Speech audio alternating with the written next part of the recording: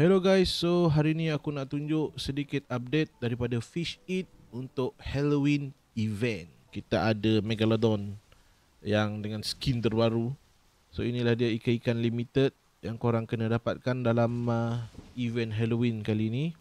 New Battle Pass untuk Halloween event. So inilah dia Battle Pass Halloween yang korang akan dapat. Cara korang nak naik level, korang kena collect candy ni. Sama ada korang completekan daily quest ataupun korang boleh terus saja pergi ke AI ataupun NPC yang ada dekat map ni. Korang just tanya dan tekan trick or treat.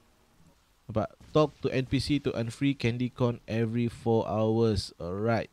Limited pumpkin crate guys. So yang ni memang limited. Habis je event ni dah takkan ada dah. So korang boleh spin dengan hanya 249 Robux untuk satu kali spin dan 1245 Robux untuk 5 kali spin. So mari kita tengok. Undead guitar smart. Tapi kalau dapat river seed ni pun cantik guys.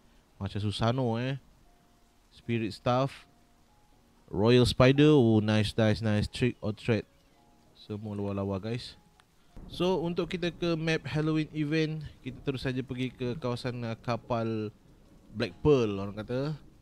Just teleport kita ke Mount Hello. Terus saja korang akan sampai ke Hello Bay dan inilah dia skin road terbaru Halloween.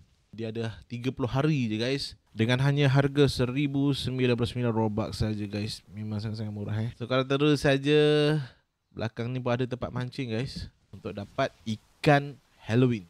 Right. So itu saja update terlebih dahulu. Next kalau ada apa-apa lagi new information saya akan upload next video. Jangan lupa untuk tekan follow, like, komen dan share video ni guys.